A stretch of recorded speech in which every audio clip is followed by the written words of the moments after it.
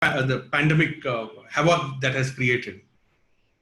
And there's an old saying, the grass is green on the other side. And I keep sharing it with my friends or relatives or people around me whenever, like, please don't think that pharma is completely isolated. No, even the pharma is impacted.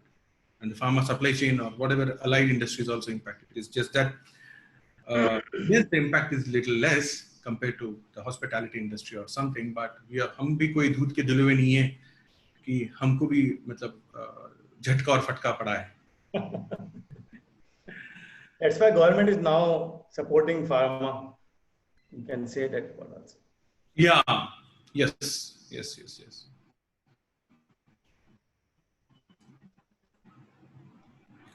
So Deepti, it's 303, and I think we'll start off. We are having 41 participants. Deepti, Rajkumar, you there?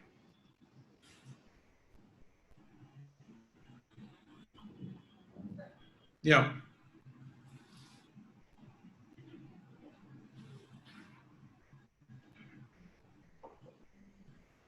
So Deepti is joining in a minute or so.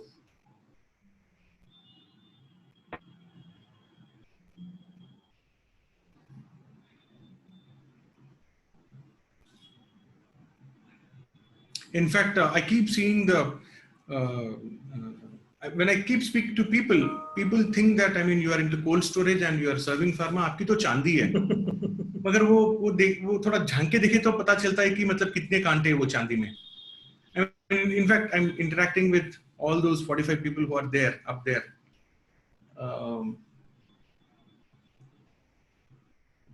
I mean, I don't know, most of you might be you might not understand Telugu.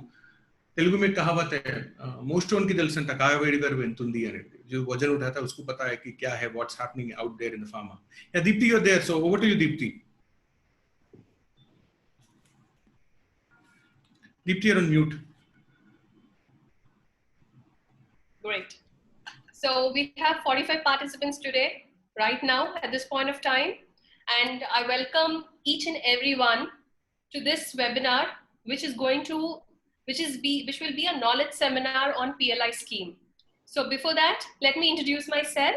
I am Deepti Gubba. I handle branding and communications for Gubba Pharma Cold Storage. And today here I am welcoming you all to this fabulous webinar, which is going to give you tons and tons of information about the recent announced PLI scheme. So we have two speakers today in the webinar. The first one is Mr. Vineet Darda. So Vineet to introduce Vineet to the community. Vineet is a highly qualified professional with 15 years of industry and consulting experience in tax and regulatory services. His contribution at the Big Fours has enabled Vineet gain the nuances of the various tax laws, foreign trade policy, SEZ, EOU, etc. So Mr. Vineet would be getting further on the PLI scheme. And our second speaker is Mr. Gubba Kiran. Gubba Kiran is the CEO of Gubba Pharma Cold Storage. And he would be talking about preservation of APIs in the cold storage. How critical is API preparation be possible in a cold storage? So over to Mr. Vineet. I hand over the platform to you. May please share your screen and start your presentation. Thanks, Deepti. Thanks for that, and thanks for introducing me to the today's webinar. And thanks, Kiranji, and obviously the way the industry matters today, whether pharma or any other industry, it all depends on how the government and the industry look for that. And it should not be only to the particular standalone industry, should be the end-to-end back-end supply chain, whether forward or back-end. And that's why we can see the way this scheme, the production-linked incentive scheme for pharma, for bulk drugs, for API, for key starting materials and drug intermediates has been introduced. Before we go into detail about the scheme. Sir, your voice is little low. I mean, because you are the main speaker today. Thoda agar aap, yeah. Am I audible now? Little better than last 5 seconds. Okay. So before we go in detail about the scheme, we would like to know first about how the currently industry in India, the pharma industry operates and what's the parameters, why the government brought the scheme, and what steps needs to be taken by anyone who wants to apply for the scheme. Obviously, any scheme have their own challenges before it should be applied or not to be decided. Yes, we have a rosy picture about the pharma industry in India. Yes, we are the third largest and 13th largest in terms of value. We are completely satisfying the world to an extent along with China. And if we see combination of India and China around 70% on generic drugs and other products. The India is leading in the formulations and the generic drugs. Yes, it used to be an API, but the way the cost and all has been impacted and the way China has grown in the last 30 years, the API and all shifted back to India, China from India. And yes, if you see from the import side, India currently importing a 68% of API from China. And that's the factor which decided whether the way the government should support the pharma industry. And if you see on the numbers, yes, if you can see on the screen, I will not go into numbers, but yes, in the formulation, India is leading, not in bulk drugs. And today's news in Economic Times, on 6th August, Mr. Trump has given the order where US will concentrate on having the local procurement of medicines, imports, all for the drugs. Obviously, it will have a high impact on the Indian, the biggest market for India. And looking to that, any company who would like to invest in this current epidemic situation, especially in pharma, they need to look how the way they will cater to the US, because they have to invest, or they need to look into other factor, so that US market should not be lose away. And second, the way India is promoting to have a back-end supply chain for the bulk drugs, how the best the scheme can be utilized to set up their own facility. So for the scheme, story is in 1991, we were dependent on China only 0.3%. And the way the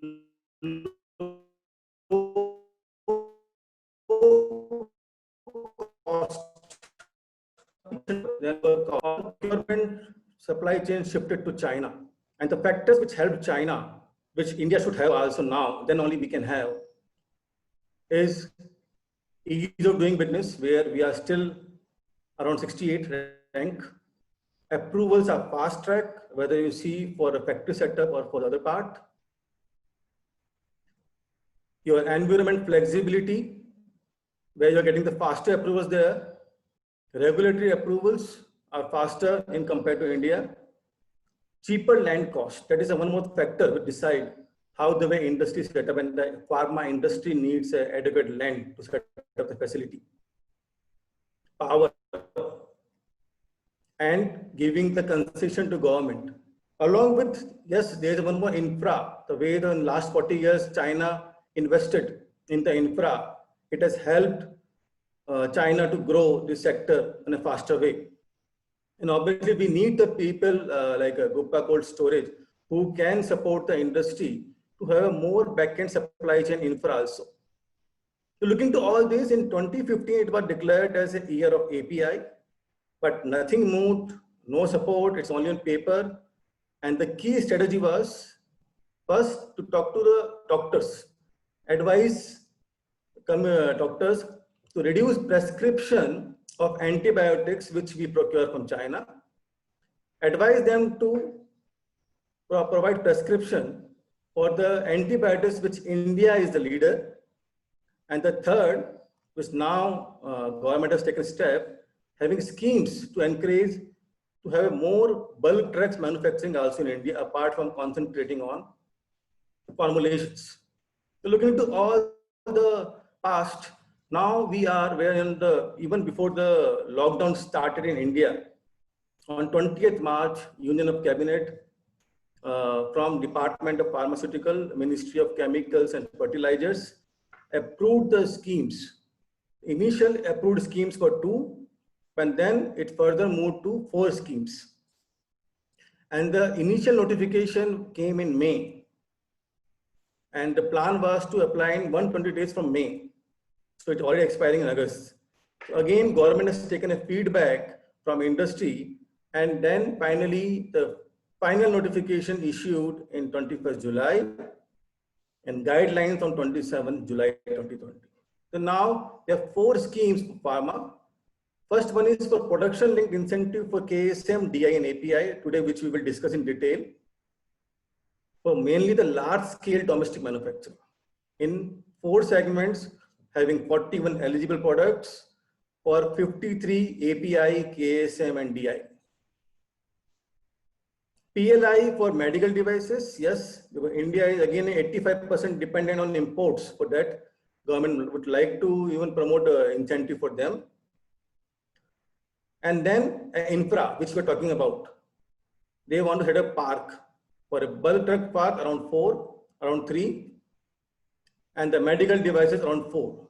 That's all about the schemes which government has notified and issued the guidelines. And the total incentive which they would like to provide around 14,000 crores in next 4 to 6 years to pharma and medical device industry.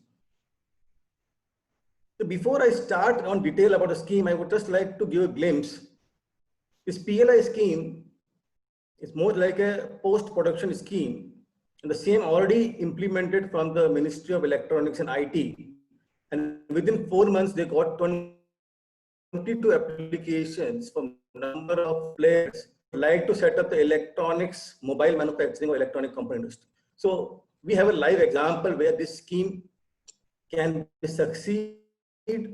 And yes, it can help India to become a manufacturing hub, whether we see from electronics or pharma or any other sector. And similar schemes would also come in the other sectors too. So now let's come on the main topic today, on the current scheme, how the scheme works, what are the key conditions, whether people will be able to satisfy or not, and key challenges. One thing I would like to clarify, in India, bulk drugs are dominated by MSME sector. So you can assume the scheme should have supported even for a low investment. But if you will see in this sector, we want to have a large scale manufacturing setup. So maybe all MSME would not come into the eligibility criteria too. So here incentive will be given after investment made for 2 range of product. One is for the fermentation and synthesis eligible products. Total 41 products they identified based on various key API, KSM and DMs. For fermentation based eligible products, you will have the benefit for 6 years on the turnover which you make year on year, and it will be only incremental turnover of FY 1920. That will be the base year. On that base year, whatever incremental sales you make from a new facility, that will be next 6 years. Fermentation, it will be 20% for 4 years. 5th year will be 15%. And drastically, it will come down to 5% on 6th year. You can imagine, government is reducing the incentive once they see the industry is getting into the matured stage, they are stable, they are able to make a sales. The second sector is chemically synthesis eligible product. Again, the benefit is for 6 years and the flat rate is 10%. And if you see the relevant period, today we have 20, given 2 years grace period for fermentation is so 23 to 24. And for chemically synthesis eligible product, will be from 1 year they given to set up the facility. and then incentive will be given for 6 years. Now come question, are you eligible or not? It's a big question under the scheme. Why I'm telling, the multiple conditions needs to be satisfied by every like a bidding process. Whoever done the best bidding on the sale price, he will be the winner.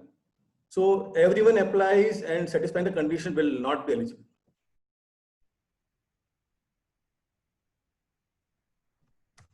So first is only for manufacturers.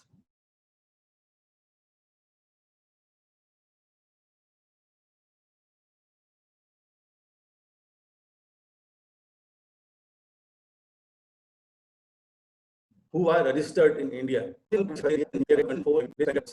Investment. So you need to make an investment first, then only the production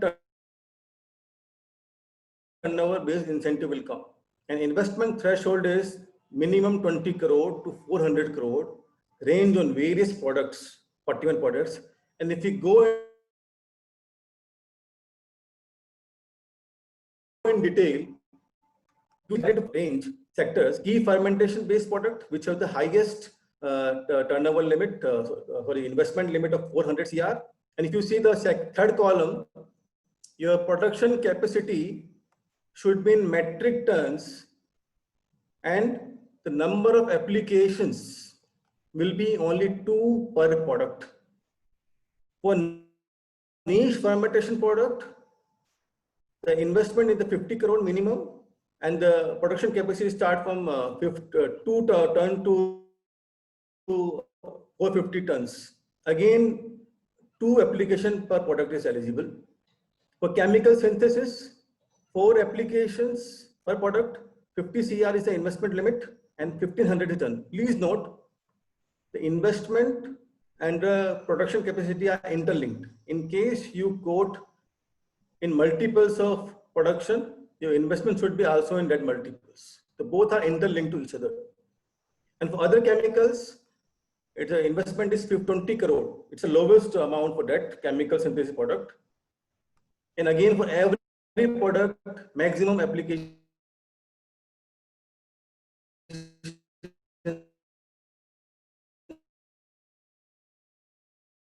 are for the investment applications and apply. Now, what is the threshold investment covers? You can cover your all plant, machinery, equipment, associate utilities, capex on new R&D. Your existing R&D you cannot cover up in this investment limit, and also on building. So building, P&M, R&D, associate utilities are covered. What is not covered is any non-creditable taxes will be covered.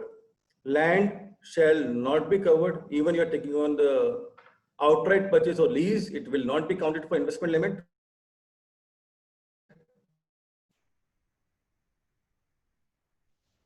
And what is all new? There is no cap, no limit for second-hand machinery or a used machinery or a refurbished machinery. It means you will need a even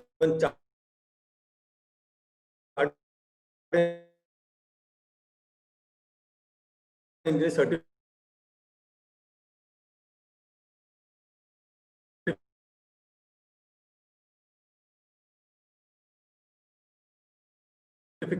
all are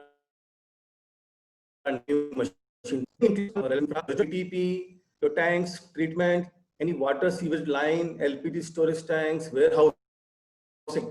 Very important. Where it's a very important role can be played even by the Gubba storage, where the warehousing part, whether within the same campus or it will be allowed outside campus, not decided.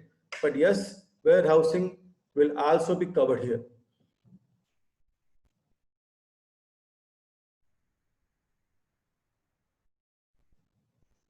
The third condition is your back-end supply chain should be in India for minimum 90% for fermentation product and 70% for chemical synthesis. So it means I need to see whether which product I'm applying, whether the raw material for that product is available in India or not. If not, then I have to also ensure others also produce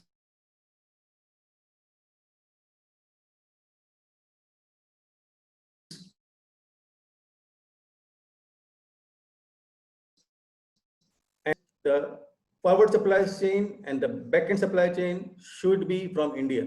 Minimum 90 for fermentation and 70 for chemical synthesis products. And value addition, it's a based on needs, skills, turnover. They will take you 100. Any raw material which you're buying from outside India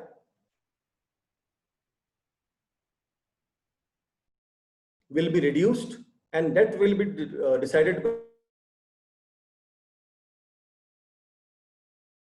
whether it's or not. Now about the net out. So it means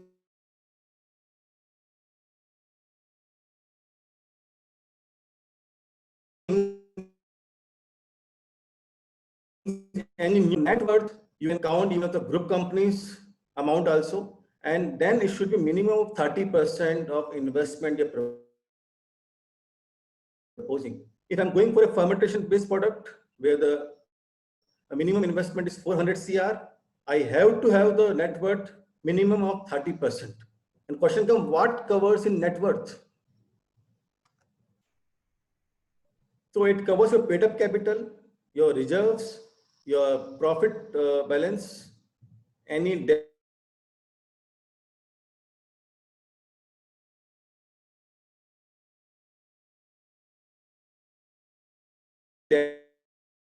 debit in P&L, not stringent, and if this condition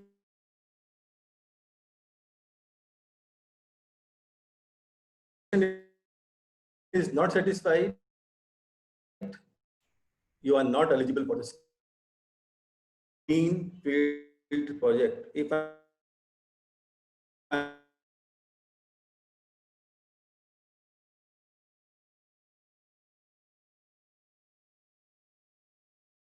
am an existing company, so new land purchase completely greenfield is allowed, and in the brownfield, if you have the vacant land, that also you can use for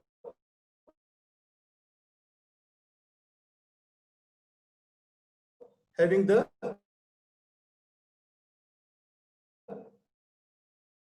it should be 1970, and now you are eligible for the incentive only on your domestic sales.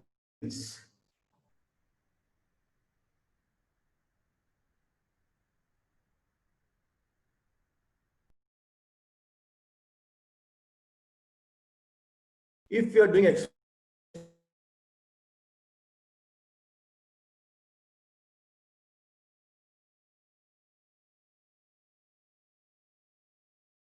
exports, knowledge, the answer is yes.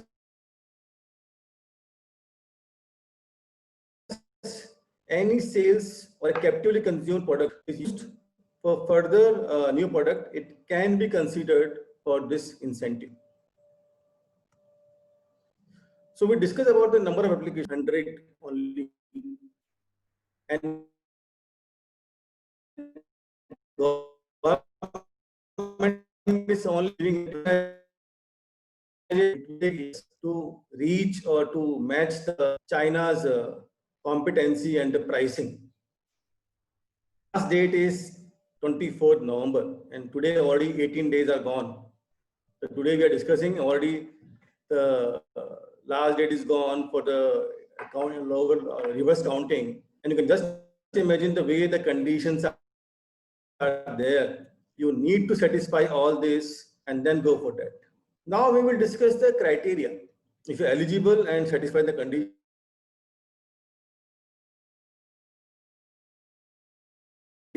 and you apply, whether you will be selected or not. So everyone will be ranked. So they have put a criteria. Criteria is, I have to commit an annual production capacity and I have to quote a price for a product for which I am going to invest. So maximum point is for the quoted lower sale price. If you're quoting a lower sale price, then you will get 65 and other will get proportionate. And for annual production capacity on higher side, that will get 35 and other will get proportionate. If you see this table here, if 3 people applied in assuming, and applicant A got 35 because he got a higher capacity, other one 23, another 11, because it's proportionate to the highest quantity quotation. Now we come to the marks. Whoever got the lower price will get the highest. Applicant C got 65 because he is priced lowest for his product, and it will be only for same product, will not be mixed with the other product we by applying. Applicant B is getting 43 and 32, and total of C is higher. Even the applicant A got in the category A higher, but if you see in total,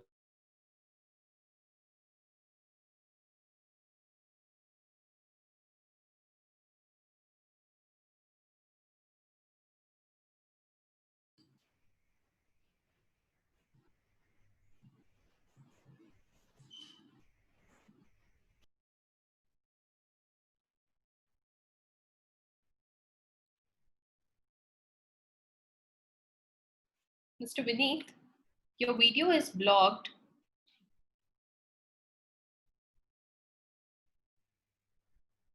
Vineet, are you back?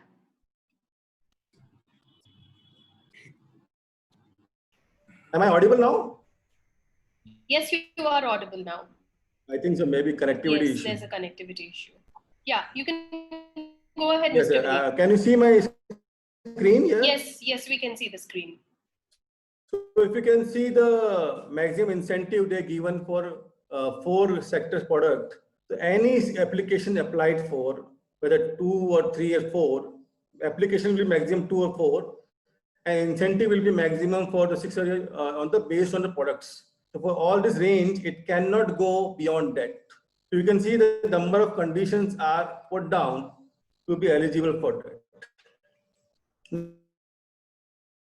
Now, another important condition. In case 2 people selected and the quoted sale price and the selection criteria both are same marks, then who should be selected? So whoever have quoted lowest sale price, that will get the chance to apply and get the incentive. Now, again comes the quoted sale price is lower for both. And then comes, it's very, if you remember your 2G case, where they told whoever apply for spectrum, whoever come first, he will get it. It became a big corruption issue. You can see here also, they're doing first come, first serve basis. Even the other person is applying and having the better net worth and all, but I applied first, I will be selected for the scheme and the second one will be not. So it's completely giving the discretion to the officers and the empowered committee and the project management authority. Not the least, any government sector entity, if they apply, they will get the priority. So if you can see selection criteria, so number of factors, number of conditions. So anyone is applying should not assume they will get the approval. It's a completely stringent norm, like a bidding process, to be eligible or not. So we have already taken the example. I will not go into that. So other aspects important. You can apply for more than one product. Accordingly, your investment should be matching with the annual production capacity. And looking to the 2 segments, that's why what we even already mentioned, the 2-year gestation period given for the fermentation pest product and 1 year for the chemical synthesis product. And very important, you can also apply for state incentive, your SEZ benefits, for foreign trade policy benefit, your income tax benefit of lower rate, all this continues. This scheme is not impacting any other incentive or benefit you're taking under any other law. It's a standalone incentive add-on to the what you are going to get from other ministry or state department or governments. And please note, they have given relaxation for the domestic value addition for fermentation only up to 80%. You can go down to 80% for one particular year. And for chemical synthesis from 70 to 60%. In case you go for that, your incentive will be 50% only for a particular 12 months period. You can decide which period you want to have, but beyond that, they will not allow condition to be not matched. And this condition to be proved whenever you are applying for the incentive. Now question comes, how you can apply for the incentive and how it will be computed. So we discussed, you will have quoted a quoted sale price. For example, I quoted 100 rupees, but looking to market, I am selling at 150. Or if I see I am a captive investor and I will consume it, and it will be consumed at 80 rupees. In the first scenario, I will get my incentive 20 or 5 or 10 at 100 rupees, not on 150. Whatever sale price you make, the actual sale will not make you getting the additional incentive. It is already fixed. The day you get your approval, the amount quoted sale price will be mentioned in the order. Now, if you talk about the second scenario where you have captive consumption and you are making it 80 rupees, your cost of production, then the cost of production will be considered for the purpose of incentive and not the quoted sale price. So whether you are putting a new facility to a B2B sale or you are putting the facility for your own purpose, incentive will be limited to quoted sale price or actual cost of production, whichever is lower. That's about the scheme. Now, yes, now you would have known whether your company can apply or satisfying the condition or not. And now, important thing is what steps to be taken by any company to apply for the scheme. Obviously, first thing is identify your product, whether you want to apply for one product or multi-product. Who are your competitors? It's very important. You are not going to get an approval just because you're satisfying all the conditions. You need to understand the market scenario. Who are the leading players? Who can quote the best price? And accordingly, the incentive will be decided and your approval will be decided. Being the number of condition and net worth is the compulsory condition, you need to look into it whether you are satisfying that condition or not. Net worth, I already told you, you need to satisfy as a group. It's a plus bond benefit. As a group, you can satisfy. And please note, intangible is not part of net worth computation. You need to decide your back-end supply chain because domestic value addition is around 90% or 70%. And obviously, local sale. It means I cannot depend on the overseas market either for a procurement or for sales to get the incentive of this scheme. You need to pay a fee, whether selected or not, it will never be refunded to you. Investment threshold. You have 20 crore minimum and 400 crore for every respective product. You need to satisfy whether which product you're going and how much investment you're doing. And please note, you need to close your financial closure. You should have money in your pocket or your commitment from a banks or any fund house or anyone. That also will be the look into it. Or sale price, the best you quote, the best chances you are. If you forget all the condition, that condition should be looked into before even applying for the scheme. Your revenue and employment generation, that also will be looked into. How the way you are satisfying the country's economy. Because the government has seen when the India moved from local procurement to import to China, India lost tax and the employment generation both. Domestic value addition, computation and cost disclosure. DPR, detailed project report with techno-economic viability of the project. If you are not making a proper DPR with the complete details and all, because this is different from a project report. DPR is completely detailed, comprehensive, and that should cover each and every aspect to say whether you are eligible for investment and can look for further. All license from government, third party needs to be summarized and timing for getting it. Your implementation plan, how will you do it and whether you will able to implement or not within time limit. All your legal and financial cases currently pending on you. You need to give detail of each and every department, whether central, state, or any local municipal party, panchayat level and all in the application. You need multiple certificates from statutory auditor, chartered accountant, company secretary, cost and management accountant, chartered engineers before applying for the scheme. And last but not least, which I already mentioned, financial closure. That also needs to be have before having the even application ready.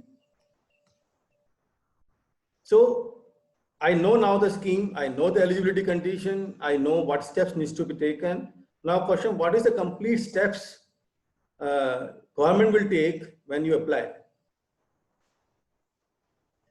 So you need to apply to PMA, a project management authority. They will see whether completion is complete or satisfying the condition. If you are satisfying, they will issue the acknowledgement, otherwise not. Then they will give their own recommendation to empowered committee. An empowered committee will decide whether you will get approval or not based on their internal discussion and deliberation. They will give 2 waitlisted application and the 1 final selected application.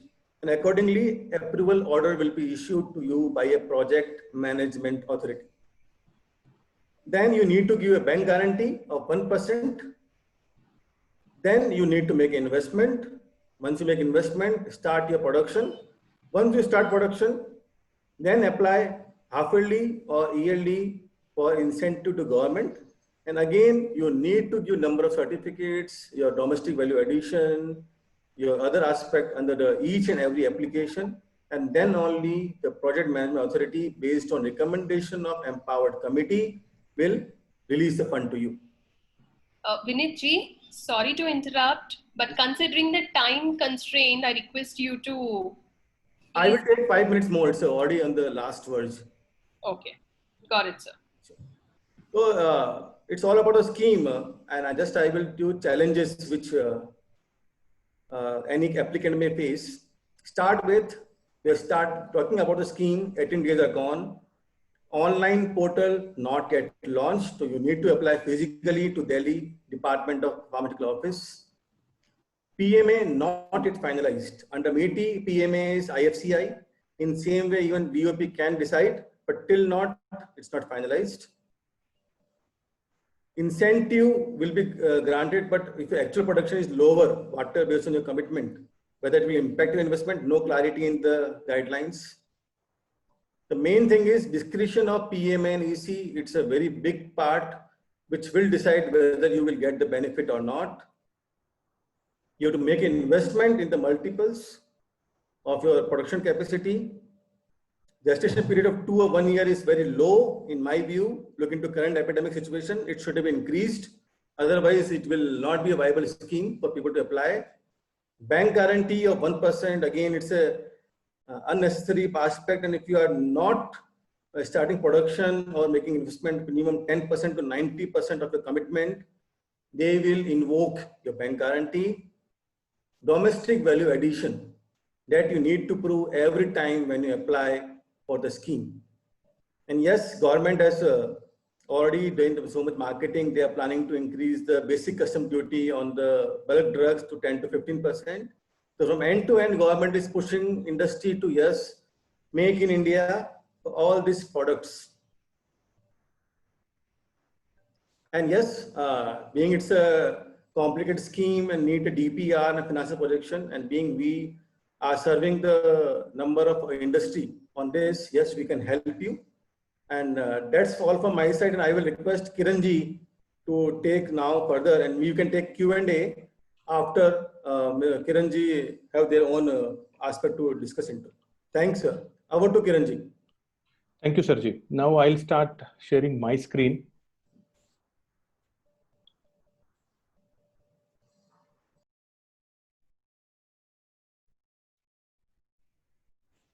Sarji, one second.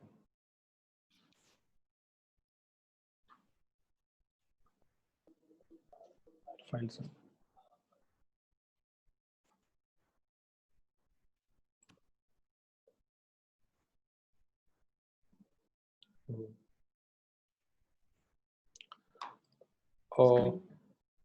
There is some challenge in the screen sharing. So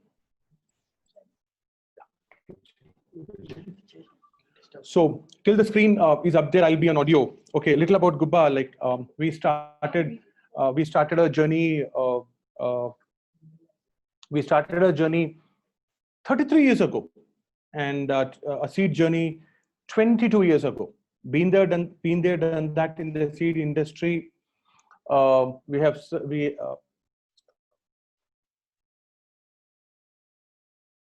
second.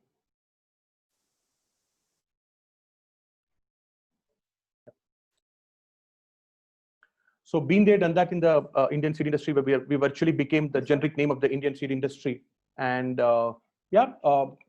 we grew with the industry. We were catalysts for the growth of the Indian seed industry from 5,000 crores to 15,000 crores. But what we learned in seed industry for the past 22 years, we had to unlearn to serve pharma. In the last 3 years, we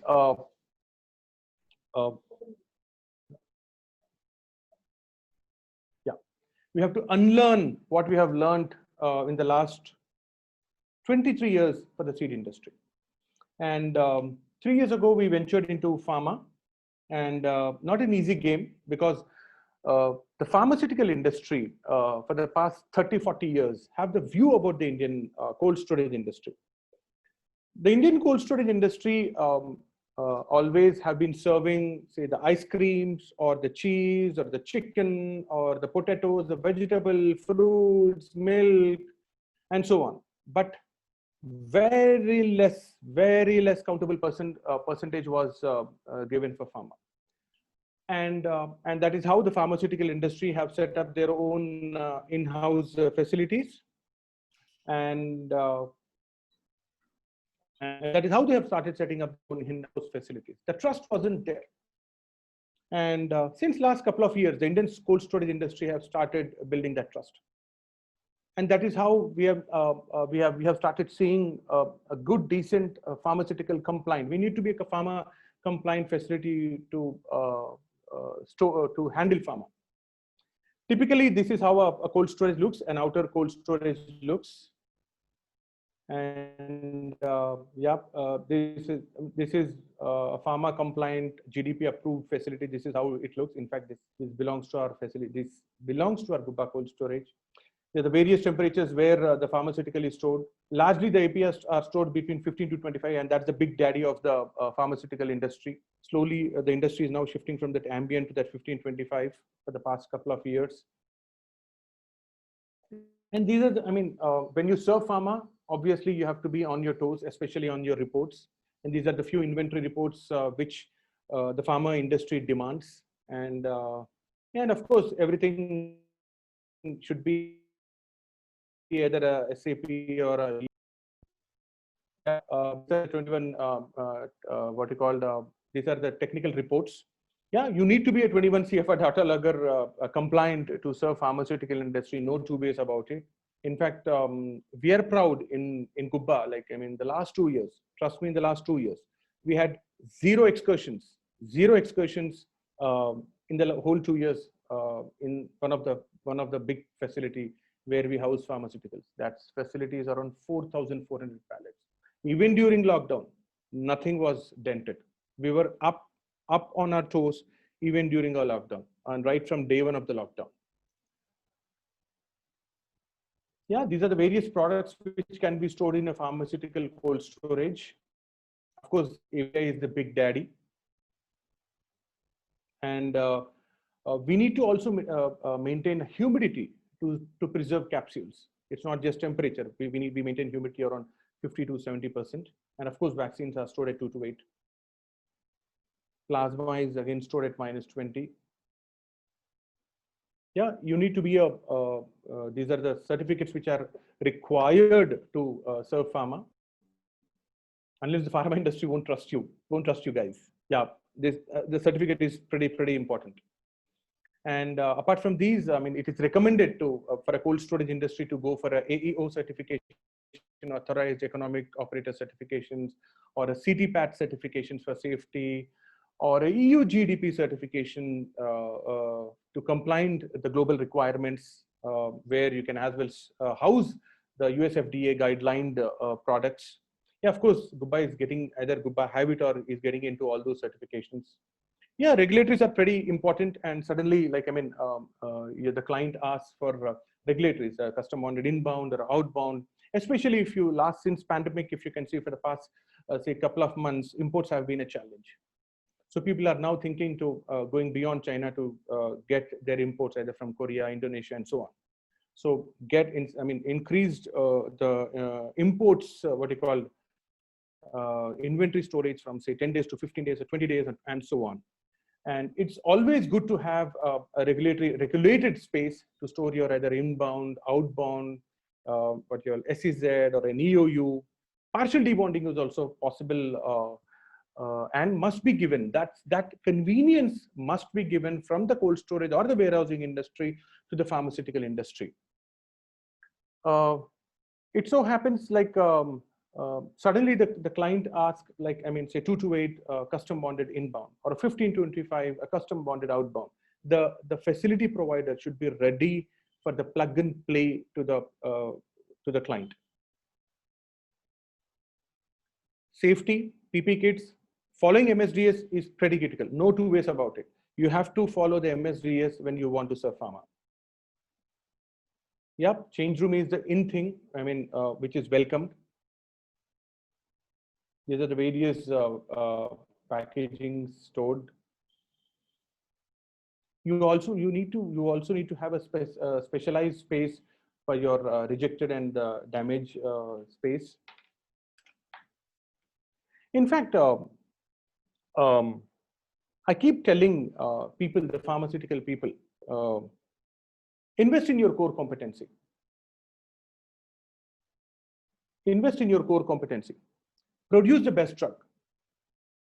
Produce the best vaccine. Give the non-core items, non-core activities to people like us. Be the cold store industry or the reefer truck industry or the logistics industry or the warehouse industry, we will give you the value. If we are following Six Sigma, we'll be following Six Sigma in the warehouse. The output will be much more. If you're following lean management, we go to that 1 inch forward and 1 mile deep only in giving you the best value to your preservation needs. Now, in any case, I mean, if the pharmaceutical industry is planning to set up, say, a 5,000 facility warehouse for their APIs, now suddenly a 2 to 8 comes, where it will go. Suddenly you'll have -20, where or not we'll create it overnight. It makes sense to outsource. It makes sense to outsource because we invest value with a lesser cost in the capital cost, with a lesser cost in the operation cost. That is where our value lies. Now, in fact, our speaker was also saying that MSME is a big chunk in the Indian, Mr. Vineet was saying that MSME is a big chunk of the growth of the Indian pharma industry for the past, say, 30, 40 years. For such MSME players, especially third-party people like us, comes very handy, who have capital challenges. And even for the big industries. Now, post-COVID, I don't know how capital it is scarce or not scarce.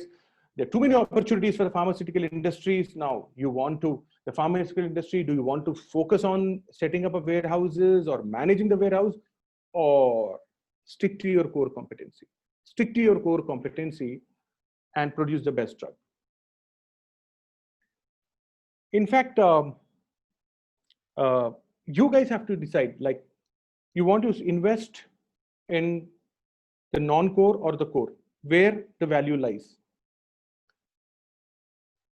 If that apple to apple comparison is done, then you will have a better access to see what can be done.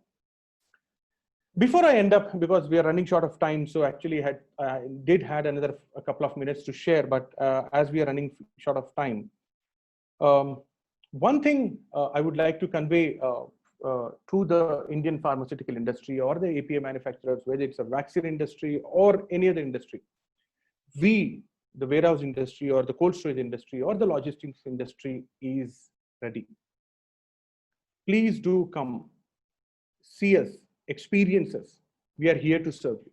We are here to serve with our global standards facilities, with our certifications, with our regulatories, with our protocols, SOPs, and so on. We are matching toe to toe in fulfilling on what's needed by the Indian pharmaceutical industry to the world. Trust us. We are back. Thank you.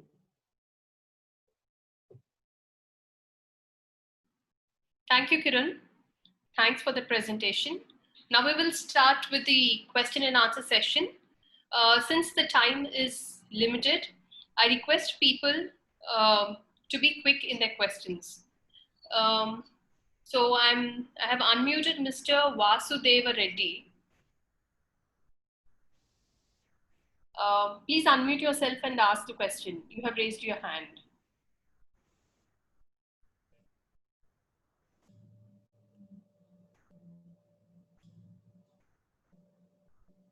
Deepti, there are two queries who came in Q&A. Can we take it first if Vasudevji are not there? Yes, go ahead. Yeah, first question from Ratna is production capacity for individual applicant or all applicant together in that category. Please note they have given the link between the production capacity and investment. So anyone is applying for that particular product, he needs to have minimum that capacity and the investment. It's applicable for each applicant. So if I apply 2 people or 5 people, everyone has to satisfy that condition, then only they can apply. Another query which is from Wolfgang Eger, is it possible to apply to the PLI scheme as a consortium, joint application of group of companies? So they have given definition of applicant under guidelines. It covers any proprietor or LLP or a partnership firm or a company. So whether you apply as a SPV or you apply as a JV, but it should be with the legal entity what they defined it. In that way, you need to take my answer on that.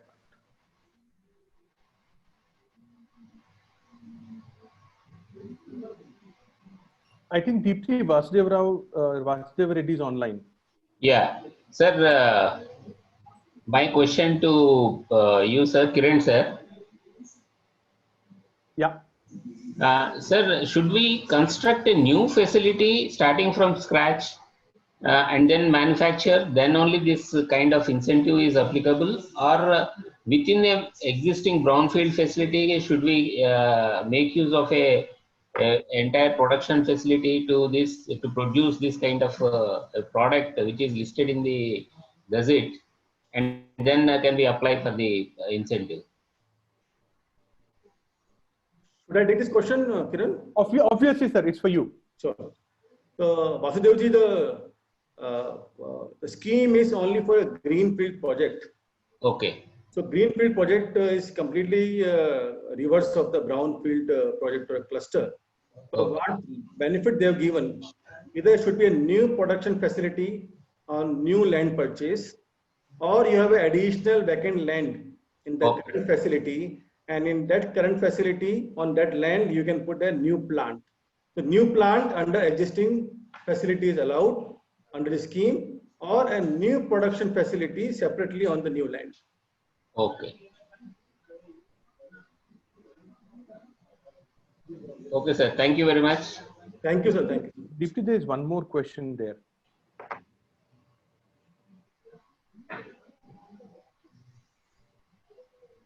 I don't see Kiran.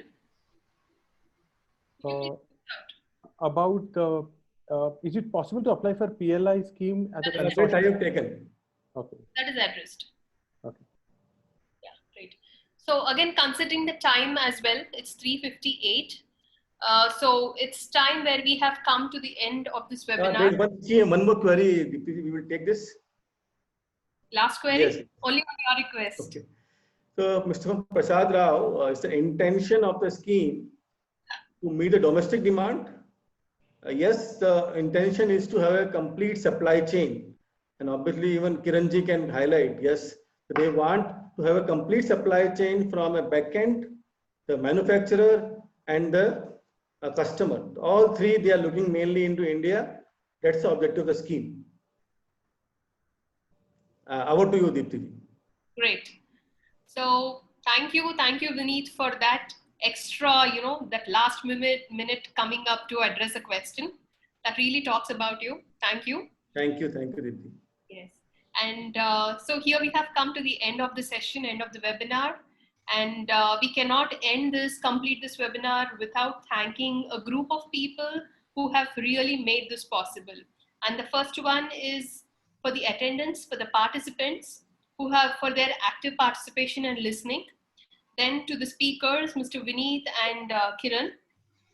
So thank you, Vineet, for sharing your knowledge, for sharing your research, and for sharing your advice. We got your commitment that you want to make a difference to the pharma fraternity, and thank you so much. And Kiran, thank you so much for educating the people, for educating the pharma industry about the importance of API preservation and how Guba Cold Storage does that. And last but not the least, thank you, Team Guba, which includes Naveen and Rajkumar, for supporting us at the back end in various activities. And special thanks to the customer development team, which includes Shravani, Sampath, Santosh, Prashant, and Ravi. Because without their efforts, solution wouldn't have been possible. Solution might not have reached you. Thank you. And with this, Thanks. Thank you. Thank you.